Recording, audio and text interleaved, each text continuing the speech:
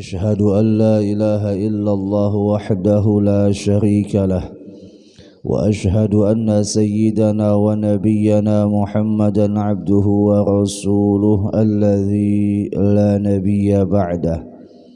اللهم صل وسلم وبارك على سيدنا محمد مفتاح باب رحمة الله عدد ما في علم الله، صلاة وسلاما دائمين بدوام ملك الله وعلى آله وصحبه ومن والاه ومن تبعهم بإحسان إلى يوم القيامة. أما بعد، سبحانك لا علم لنا إلا ما علمتنا إنك أنت العليم الحكيم. لا حول ولا قوة إلا بالله العلي العظيم. نوينا التعلم والتعليم وتذكر والتذكير والنفع والانتفاع والإفادة والاستفادة والحث على التمسك بكتاب الله وسنة رسول الله صلى الله عليه وسلم والدعاء إلى الهدى والدلالة على الخير ابتغاء وجه الله مرضاته وقربه وثوابه. وقال المصنف رحمه الله تعالى ونفعنا بعلومه في الدارين آمين. Telah berkata Imam Syekh Ahmad bin Muhammad ibn Athaillah As-Sakandari rahimahullah, kama la yuhibbul amal al-mushtarak kadzalika la yuhibbul qalb al-mushtarak. Al-amalul mushtarak la yaqbaluhu wal qalbul mushtarak la yaqbalu alaih. Sebagaimana tidak disenangi atau tidak dicintai akan amal yang bersekutu, amal yang tidak tertuju, amal yang bukan untuknya tapi untuk yang lain, maka begitu juga tidak dicintai, tidak disukai hati yang mendua atau bersekutu selainnya. Amal apabila bersekutu dengan yang lainnya, tujuan amal bukan karena Allah, maka amal itu jelas adalah amal yang bukan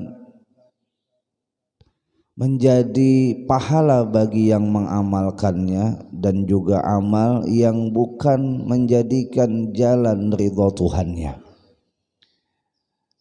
Amal yang bersekutu ini seperti amal yang di dalamnya ada riya, ada ujub dan lain-lainnya. Riya, dia beramal karena makhluk, karena ingin dilihat. Ujub, dia merasa dirinya hebat, merasa dirinya suci. Kagum pada diri, kagum pada kekuatan diri, kagum pada kehebatan diri, itu ujub. Ujub ini walau tidak di hadapan manusia, di saat kesendiriannya pun bisa mengalami penyakit ujub. Karena ketika beramal, dia merasa dia yang hebat dalam melakukan itu amal. Dia merasa dia yang paling suci di antara makhluk Tuhan yang lainnya. Maka penyakit hati di dalam beramal ini disebut adalah amal yang bersekutu, amal yang tidak tertuju, amal yang mandek, tidak sampai kepada hasil, amal yang bukan murni atau tidak ikhlas. Jadi orang yang bisa beramal ikhlas adalah amal yang murni karenanya. Amal ikhlas ini sedikit dilakukan dengan ikhlas, itu pahalanya berlipat-lipat. Tapi kalau amal yang tidak ikhlas, banyak amal yang dilakukannya tapi tanpa ikhlas, maka sedikit nilainya, bahkan tidak ada sama sekali. Jadi ikhlas ini kuncinya dalam beramal atau ruhnya dalam beramal. Dan ikhlas itu disebutkan di dalam hadis qudsi, al-ikhlas sirrun min asrari. Ikhlas itu kata Allah rahasia di antara rahasiaku. Orang yang diberikan oleh Allah rahasia berupa ikhlas itu adalah orang yang dipilih oleh Allah. Tidak semua orang mendapatkannya. Berusaha untuk ikhlas adalah merupakan tanda Allah telah menolongnya untuk menggapai yang namanya salah satu rahasia di antara rahasia-rahasia Allah. Berusaha untuk ikhlas itu belajar ilmu hati, belajar ilmu tentang bagaimana cara untuk memurnikan amal. Memurnikan itu tidak bercampur. Jadi hati yang bercampur dan amal bercampur, nah ini disebut dengan ketiadaan ikhlas di dalamnya, ketiadaan ketulusan di dalamnya. Umpama saja ada orang berbuat baik lawan pian, tapi tujuannya ingin mendapatkan timbal balik kebaikan dari dirinya, dari pian untuk dirinya. Inya berbuat baik bukan karena ingin berbuat baik yang tulus, tapi karena mengharap fulus umpama, ya kan? Nah, orang yang seperti ini berbuat baiknya adalah berbuat baik yang bersifatkan munafik. Berbuat baik yang tidak akan menghadirkan dampak atau efek kepada dirinya dan kepada orang yang berbuat baik. Jadi ketulusan itulah yang disebut dengan ikhlas. Berbuat baik tulus, membantu tulus. Nah, ini contoh kalau kita bermuamalah dengan makhluk atau dengan manusia lainnya.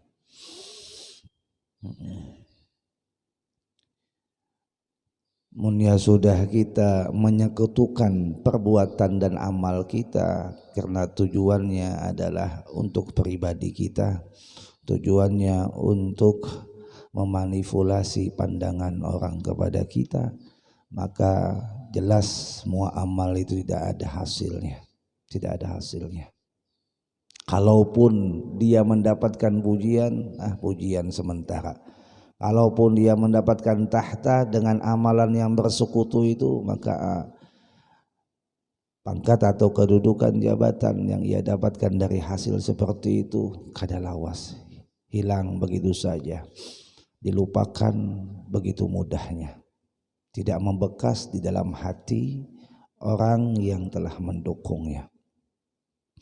Apalagi zamannya sudah parak ya Allah lah, berapa hari lagi nih? 2 hari lagi Jasidin.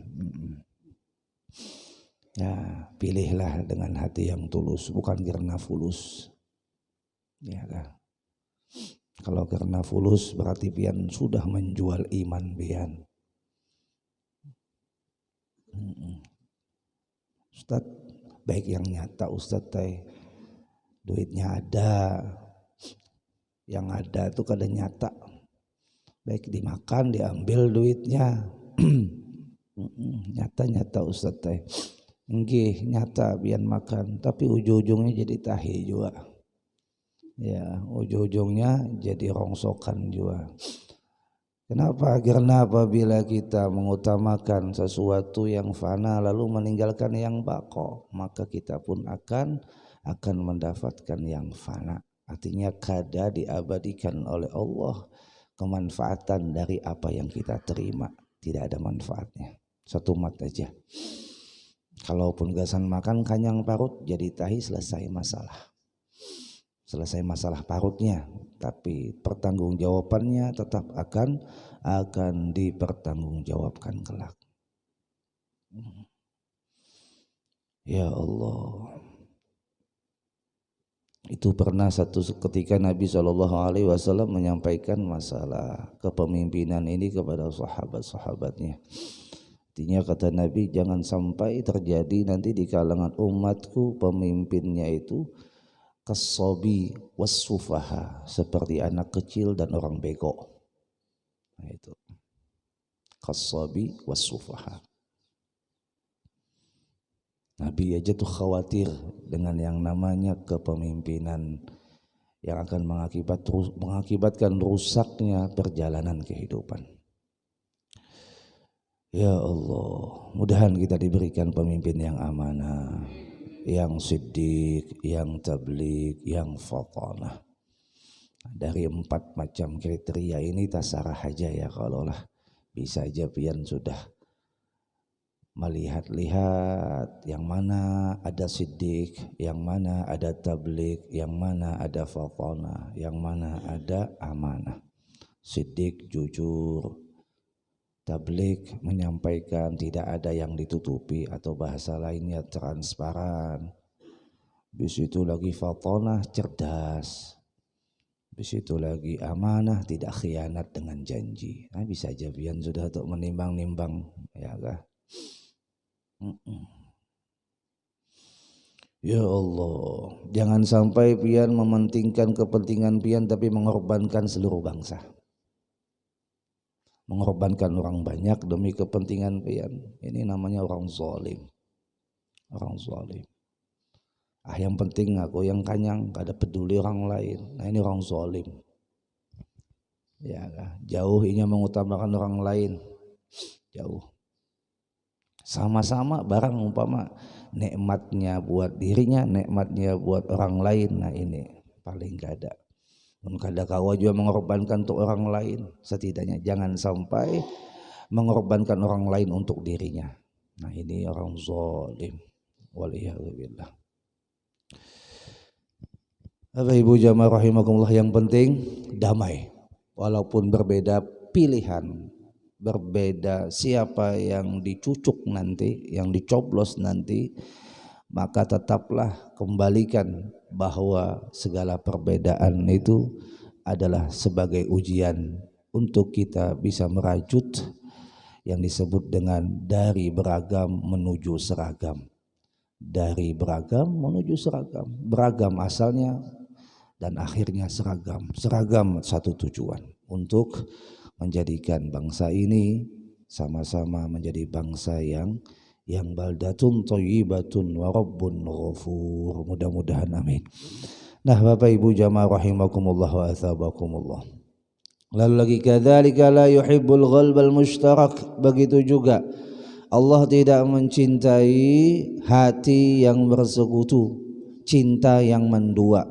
Dia katakan di dalam ucapannya bahwasanya aku cinta Allah, tapi dalam hatinya ada cinta selain Allah. Dia mencintai selain Allah bukan karena Allah, tapi mencintai selain Allah karena dirinya, karena kepentingannya, karena keuntungan yang sementara, karena sesuatu selain Allah. Maka itu disebut dengan orang yang selingkuh dengan Tuhannya. Kalau dengan Tuhannya saja dia selingkuh, bagaimana dengan kita? Kalau dengan Tuhannya saja dia khianat, apalagi dengan kita. Kalau dengan Tuhannya saja tidak disembah, apalagi kita yang tidak akan bakal bisa diberikannya penepatan janji untuk kita. Artinya ya, munnya orang itu bujur-bujur menuhankan Allah, mengatakan cinta kepada Allah, maka otomatis cintanya tidak akan mendua. Kalaupun dia mencintai orang tuanya, pasti dia mencintainya karena Allah. Kalaupun dia mencintai hartanya, cintanya karena Allah. Kalaupun dia mencintai anak-anaknya, pasti cintanya karena Allah. Kenapa pian jadi cinta lawan orang tua pian? Karena Allah suruh mencintai kuitan. Karena Allah. Bukan karena faktor kuitannya begini begitu, bukan, karena Allah. Kembali bahwa yang namanya Allah adalah satu-satunya yang wajib dicintai. Cinta kepada Nabi Muhammad bang juga karena Allah. Karena Allah suruh kita wajib mencintai Nabi Muhammad. Makanya sahabat itu kalau ditanya apa modal ikam untuk meninggalkan di dunia, 2 itu bang biasa sering diucapkan sahabat, hubbullah wa rasulih. Cinta kepada Allah dan cinta kepada Rasulnya. Sebagaimana Arab Badui, ya, yang bertakun lawan Nabi, mata sa'ah, bila kiamat. Ditanya oleh Nabi kita, ma'adat salah, apa yang ikam siapkan mun kiamat itu terjadi? Dijawabnya, hubbullah wa rasulih, cinta kepada Allah dan cinta kepada Rasulnya. Lalu Nabi katakan almar'u ma'a man ahab, seseorang akan dikumpulkan bersama orang yang dicintainya. Jadi mencintai orang itu karena Allah, maka Allah kumpulkan nanti di tempat yang Allah istimewakan. Orang-orang yang mencintai orang yang karena Allah adalah orang yang memang sudah dicintai oleh Allah itu orang. Cinta itu kan bukan kata sifat, cinta itu juga bukan kata benda, tapi cinta itu kata kerja. Kerjakan cintanya, buktikan cintanya. Mun sekedar diucap, ya lah, berarti menunjukkan cinta hanya kata sifat. Yang bisa diucap, hanya diucap itu kata sifat. Tapi kalau cinta itu kata kerja, yuk buktikan cintanya. Sembahyang, puasa, apa yang menjadi kewajiban bagi kita untuknya, maka laksanakan. Cinta tanpa pembuktian, nah ini palsu, bukan cinta namanya, dusta. Ya, harus mengorbankan apapun untuk yang dicintainya. Berapa banyak di antara kita mengorbankan waktu istirahat kita untuk sesuatu yang kita cintai, mengorbankan keluarga kita untuk sesuatu yang kita cintai. Itu sudah menggambarkan bahwa cinta itu perlu ada pengorbanan. Kemana pian abahnya? Ndak keluar, bapak cari nafkah. Gasan apa? Gasan buah nikah menipang. Hakun meninggalkan rumah, hakun meninggalkan keluarga, mencari nafkah. Kenapa? Karena cinta tadi. Beda Pak Bu, kalau kita melakukan sesuatu itu karena cinta dengan hanya karena tugas itu beda. Lebih nikmat melakukan sesuatu itu karena cinta, bukan hanya karena tugas. Umpama kita melakukan sembahyang karena kewajiban, lawan melakukan sembahyang karena cinta kepada Allah, itu beda, rasanya beda. Beda. Kalau melakukan sembahyang karena tugas kewajiban, nah, sampai di situ aja, habis sembahyang dahai, dada efek tenangnya, dada efek senangnya, dada efek bahagianya. Karena ucapnya selesai sudah tugasku. Ya, habis itu datang pulang waktu sembahyang, Allahu Akbar pulang, selesai tugasku. Tapi kalau orang yang cinta dengan sembahyang, sembahyangnya itu menjadi hobinya. Belum lagi waktu sembahyang itu sampai ditungguinya. Ini orang yang cinta melakukan sembahyang. Jadi melakukan sembahyangnya karena cinta. Sama orang yang duduk di majelis ilmu semacam ini, ya kan? Kalau udah cintanya duduk di majelis ilmu, kadang ngaruh, kadang ngefek baginya, jarak kadang ngefek, kadang hujan pun kadang ngefek. Sudah merasa nyaman cintanya duduk di tempat semacam ini. Bahkan subhanallah, kadang dihadapkan satu keadaan yang memukul diri ulun, memukul kepada diri ulun sendiri. Apabila ada melihat orang tua bungkuk berjalan menuju majelis ilmu, bungkuk. Ya Allah, hakun sidin berjalan kujuk mendatangi majelis ilmu. Takuni kenapa? Nyaman ya sidin. Ketujuh aku ya sidin. Maka sudah ketujuh ini kada kau ditangati lagi. Hatta anaknya tuh nangati. Mak sudah gin mai pian ujuk-ujuk ke majelis itu baik istirahat. Ujar sidin aku garing mun di rumah. Nyaman duduk di majelis nakai. Orang yang mahir begawian tuh, cinta dengan begawian tuh, ya lah. Disuruhnya begana, ada maunya garing. Malah begananya garing, begawinya sehat. Ya tadi sugesti kesenangan itu membawa kesehatan pada diri. Senangan, kecintaan, melakukan sesuatu itu membawa gampang dan enteng dalam melakukannya. Tapi kalau sudah ada sugesti tidak suka melakukannya, berat melakukan hanya sebagai tugas, oh jelas sudah melakukannya berat. Ya Allah. Jadi amal jangan bersekutu, hati jangan bersekutu. Karena kata Imam Ibnu Athaillah, al-amalul mustarak la yakbaluhu. Amal yang bersekutu itu amalnya ditolak kada diterima. Apabila ia beramal di dalam hatinya ada selain Allah atau tujuannya karena selain Allah, maka amalnya kata Imam Ibnu Athaillah tidak diterima. La yakbaluh, tidak diterima. Ya Allah, mungkin itu satu hebat amal, baik dosa beramal, makinnya ya kada ada apa-apa lagi. Mun beramal aja tuh masih harus waspada supaya amalnya diterima. Lalu pian putus asa kada hakun beramal, makinnya apa yang diterima amalnya kada ada. Ya, itu jangan sampai logika iblis dipakai. Logika iblis. Mun beramal aja kada pasti diterima aja baik dosa beramal, tuh logikanya iblis tuh. Ya. Itu logikanya syaitan, talbisul iblis dalam bahasa agamanya, siasat iblis. Ikan bapak nuntut ilmu kada kau cuma amalkan ilmunya biar kedosa. Nah mulai aja kita tak umpati talbisul iblis, siasat iblis. Akhirnya apa, nuntut ilmunya kada, beramalnya kada, dua kesalahan yang didapatnya double. Ya Allah. Jadi beramal lakukan saja terus itu amal sambil diperbaiki. Sambil diperbaiki. Sama tuh kayak pian dibari orang mobil. Nah mobil Pak Haji ujar pian, ada kawaku ke bensinnya, ada kawaku ke pajaknya, sakit kepala aku mikirakan, ditolak tuh mobil. Apa hasilnya? Mobilnya kada dapat. Habis itu gasan membiayai itu kada ada lagi, barangnya ada.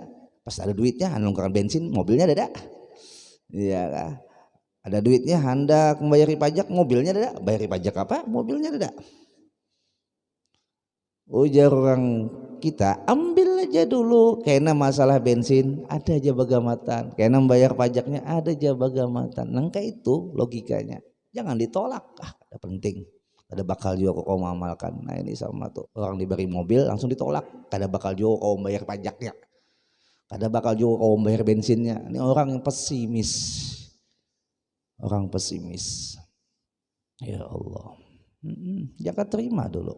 Bismillah, amalnya dilakukan dulu sambil bagamatan ditata hatinya. Apabila ada di dalam hati timbul keinginan atau tujuan selain Allah, istighfari. Ya enggak. Kita sudah tahu, oh ini ria. Tandanya ria, beramalnya bukan karena Allah, karena ingin dilihat manusia. Al-amalu li ajlin nas wa huwa syirkul asghar. Beramal karena manusia itu merupakan syirik paling kecil. Wa tarkul amal li ajli riya fa huwa riya, dan meninggalkan beramal karena takutan riya itulah riya. Jadi syirik kecil atau syirik khafi dengan riya itu 11-12 yang harus diwaspadai. Kalau kita beramal karena ingin dilihat manusia, nah masuk dah syirik kecil. Karena beramalnya bukan nyembah Tuhan tapi nyembah pujian manusia secara tidak langsung. Lalu inya berucap kalau kayak itu kada usah beramal karena aku disambat ria. Nah berucap nangka itu, meyakini nangka itu, koler beramal takutan disambat ria, itu ria sudah. Lalu kayak apa? Yang kada ria tuh nangka apa? Beramal aja sampai di dalam hati itu kada ada rasa. Tidak ada rasa. Kada ada rasa dilihat orang, kada ada rasa untuk meminta pujian orang, tidak ada. Sudah kebiasaan kayak pian mempunyai kendaraan, kendaraannya sudah lawas pian pakai, kalau lawasannya jangan hendak diminta lihat orang, membasuh gini nggak ada lagi. Hanya aja bisi kendaraan now. Jalan di kampung rasa hati penyugihnya, rasa kendaraannya hanyar. Tapi yang sudah kelawasan, rancak dipakai, dalam hatinya kada ada lagi rasa dilihat orang, dah kebiasaan. Kayak itu juga munpian kebiasaan, umpama sudah berzikir, kebiasaan sudah bersembahyang, kebiasaan sudah berjamaah, kebiasaan sudah memakai pakaian sunnah. Itu kalau sudah kebiasaan, dada ngefek bahwasanya seorang ini lagi dilihat orang dadak. Kadang kita tuh aneh juga bang lah, rasa dilihat orang, padahal orang belum tentu melihat kita. Aneh kita nih kadang. Ya Allah. Apa pian Pak Haji? Pina pelangak pelongok. Aku nih sekadar jaman pina dilihat orang. Pina belum tentu lagi orang melihat pian. Nah rasa pina dilihat orang tuh nah. Munnya sudah hilang di dalam hati, selamat dah. Selamat dah. Pian sembahyang berjamaah dalam hati tidak ada. Kanan kiri pian kada peduli. Mau pian kayak apa sembahyangnya. Ya dalam artian ya, andai kata sembahyang pian amburadul sedikit sekalipun, tapi dalam hati karena pian kada ada mengharap pandangan orang, kada peduli. Nah ini kada boleh juga bang lah. Arti sembahyang amburadul, artinya sampai segitunya orang sudah ikhlas itu kada peduli dengan pandangan orang lain, tidak mengharap pandangan orang lain, bahkan tidak merasa lagi dipandang oleh orang lain. Kenapa? Dia sedang memandang Allah dan dipandang Allah, selesai.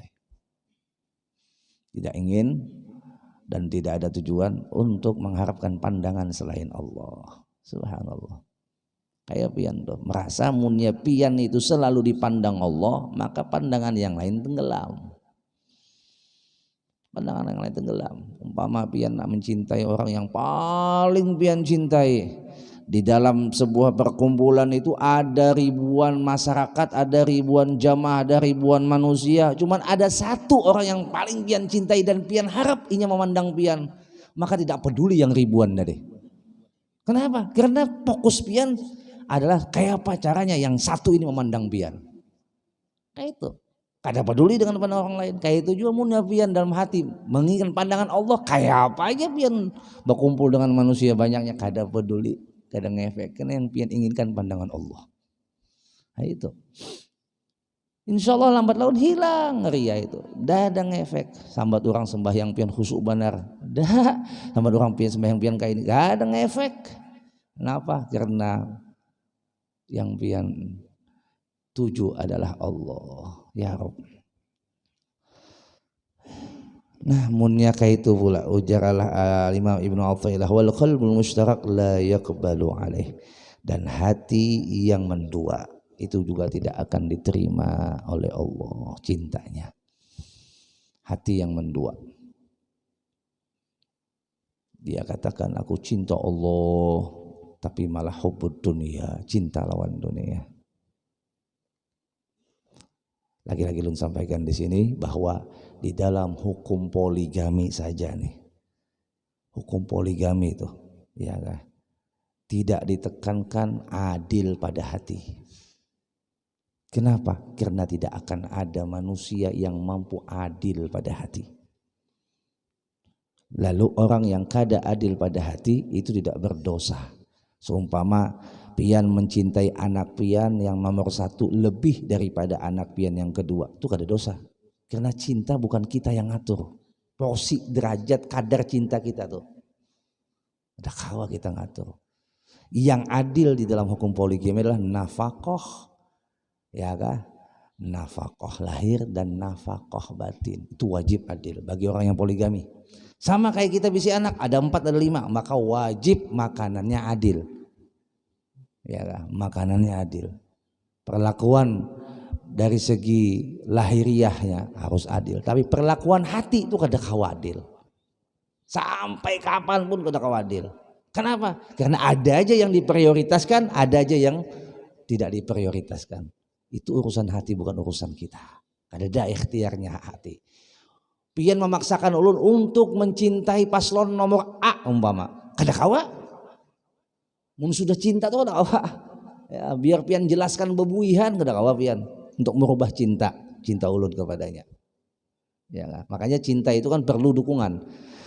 Ada orang melihat baik lalu cinta, ada cinta yang mengolah baik. Yang paling bagus itu adalah kita melihat daripada kebaikannya dan mengolah kita cinta, dan akhirnya cinta dengan kebaikannya melekat sampailah kepada cinta yang terbaik. Artinya cinta itu jangan buta. Jangan cinta buta. Makanya Allah itu memberikan nampaknya sifatnya melewati ini alam, tajalli Allah dengan jamal dan jalalnya menunjukkan apa? Supaya kita tuh cinta lawan Allah kada buta. Bukan cinta aku cinta lawan Allah kada peduli Allah tentang kayak apa. Oh kada, Allah sudah nampakkan nah kayak ini aku naja Allah mun masih jika kada mencintaiku rugi mana rikam. Nikmat dari mana ujar Allah? Wa ma bikum min ni'matin fa minallah. Ya lah. Dariku ujar Allah. Bumi ini pun siapa? Ampunku ujar Allah. Ya lah. Itu nafas ikan pun siapa? Ampunku ujar Allah. Diberitahu kita bahwasanya kita ini diadakan olehnya. Bahkan fasilitas kehidupan yang kita jalani ini adalah diadakan olehnya. Untuk apa? Untuk kita bisa mencintainya. Dan ketika kita mencintainya, sudah dengan tenggelam di dalam kemakrifatan kita, makrifat pun tahu, maka cinta kita kada buta. Seperti orang Nasrani, orang Yahudi mencintai Tuhannya secara buta. Dikatakan Tuhan ikam itu kada mungkin kayak ini, kada mungkin Tuhan, sifat Tuhan kada semestinya begitu. Yang namanya cinta buta. Akhirnya tidak ada bisa dijadikan sebuah argumentasi sebagai hujjah bahwasanya kenapa menuhankan itu. Kalau kita punya argumentasi, punya hujjah, karena Allah sudah tampakkan argumentasinya, hujjahnya. Kenapa aku Allah, ya ujar Allah dicintai karena ini. Ada hujjahnya. Kayak pian, ya kan ditakoni oleh pasangan pian. Oh abahnya, pian tuh cintaku kenapa? Ujar pian, aku cintai. Oh kada mungkin, pasti ada sesuatu yang harus pian tonjolkan yang membuat pian cinta lawan ulun. Kada, cintaku tulus bukan karena apa-apa. Oh kada, wasilahnya sampai pian bisa merasakan cinta lawan ulun. Kada ada ulun tulus. Kada mungkin, pasti ada. Dijodohkan Ustaz teh, bis dijodohkan Bang. Apakah langsung cinta? Karena sebelumnya tidak pernah bertemu, sebelumnya tidak pernah kenal. Lalu akhirnya dijodohkan, habis dijodohkan jalanlah hubungan rumah tangga. Makanya Nabi menyuruh kepada kita menjalani hubungan rumah tangga, pilihlah pasangan itu tidak berdasar dengan cinta, berdasar dengan 4 kriteria. Yang 4 kriteria inilah menjadi dukungan untuk cinta. Kayak kita tungkahul mar'ah li arba', nikahilah perempuan itu karena 4, dada di dalamnya cinta dada. 1 karena hartanya, 2 karena cantiknya, 3 karena nasabnya, 4 karena agamanya. Fazwar bidzati din taribat yadak, maka pilihlah agamanya, maka engkau beruntung, niscaya engkau beruntung. Nah jadi 4 kriteria ini pian mau menikahi pasangan pian, lalu pian menjalaninya dari 4 kriteria ini, yang mana yang menonjol, yang membuat pian cinta? Ya, yang membuat pian cinta. Disuruh oleh Nabi cintainya, artinya nikahinya dengan karena agamanya. Fazfar bidzatiddin taribat yadak. Nah jadi Bapak Ibu jamaah rahimakumullah wa atsabakumullah. Jadi cinta ini kada kawa dipaksa-paksa. Kada kawa. Umpama nih ulun membawa orang supaya cinta lawan abah guru sukumpul, mun orang tu dasar benci kada kawa. Abu Jahal doh. Ya. Kurang apa ya kah melihat akhlak Nabi yang begitu mempesona, tatapnya kada kau cinta. Ya Allah. Padahal nampak benar sudah yang membawa orang bisa cinta kepada Nabi Muhammad itu jelas sudah. Dada yang terhijab secara pandangan mata, tapi sayang pandangan batinnya terhijab sehingga dia tidak mampu mencintai Nabi Muhammad. Waliyadzubillah. Mudahan kita jangan sampai kada kawa mencintai orang yang dicintai oleh Allah. Maka mencintai Allah, dengan kita mencintai orang yang dicintai Allah, itu juga adalah bagian daripada cinta kita kepada Allah. Umpama pian mencintai bini pian, maka pian harus mencintai kuitannya, menyayangi kuitannya. Kalau bujur dibenarkan, kalau salah ditagur. Ya lah. Jadi cinta Allah itu ada 3 cara di dalam pemberiannya kepada kita. 1 dengan cara dimanja, 2 dengan cara diuji, dididik, dan yang ketiga yaitu dengan cara kita dibebaskan. Dibebaskan itu artinya sudah mendapatkan cinta yang paripurna lah, cinta yang paling utama, di mana kita sudah terbebas daripada mau itu diuji, mau itu dimanjakan. Ini yang disebut dengan mandiri. Nah, itu cinta mandiri. Jadi satu, cinta Allah berikan dengan cara dimanja, dua dengan cara diuji, tiga dengan cara mandiri. Contoh cinta Allah dengan cara dimanja. Allah mengawali cintanya kepada kekasihnya yaitu Nabi kita Muhammad SAW dengan memprioritaskan Nabi kita Muhammad untuk dijadikan yang pertama kali. Nur Muhammad dimanja, Nabi kita diangkat derajatnya daripada yang lain. Dan tidak pernah Nabi Muhammad sebelum diciptakan itu meminta atau request kepada Allah, karena jelas Allah lah yang tidak ada membersamainya sebelum dijadikan ini alam. Allah wahduh tunggal esa. Dan Allah menjadikan makhluknya yang bernama Nur Muhammad karena memanjakan daripada kekasihnya. Lalu akhirnya dari sulbi ke sulbi yang baik Allah pelihara itu Nur Muhammad karena memanjakannya. Sampai akhirnya lahir Nabi kita Muhammad melewati rahim ibunda Aminah, lalu dengan cara ujiannya.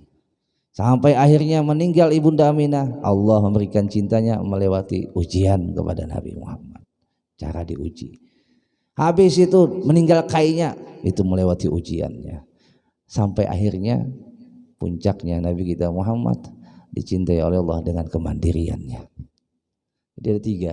Kita tidak lepas daripada tiga hal cintanya Allah kepada kita selagi kita masih dicintainya. Mudahan Allah mencintai kita. Jadi amunnya kita itu hendak mengharap cinta sekedar dimanja, kada mungkin. Tidak mungkin. Ada cinta yang namanya dididik dengan diuji. Sekelas Nabi Muhammad kada lepas namanya dididik dan diuji. Ya, apalagi nang gaya kita nih, wah harus diuji cintanya, harus dididik. Namun kada apa, larut cinta kita. Cinta kita tidak berkualitas. Sampai akhirnya kena kemandirian untuk kita dalam mengaplikasikan cinta kita kepadanya. Mudah-mudahan kita bisa memahami dan juga ma'rifat dengan cintanya Allah sehingga cinta kita kepadanya terus ditingkatkan. Maka dengan cinta inilah orang-orang mahabbah, orang-orang yang berada di jalan mahabbah, mereka akan mendapatkan kenyamanan, ketenangan dan kenikmatan di dalam melakukan penghambaannya kepada Tuhannya. Mudah-mudahan Allah kumpulkan kita bersama orang-orang yang dicintainya, khususnya kepada Nabi kita Muhammad SAW, sebagaimana janji Nabi Muhammad, almar'u ma'aman ahab, seseorang akan dikumpulkan bersama orang yang dicintainya. Amin Allahumma amin. Al-Fatihah.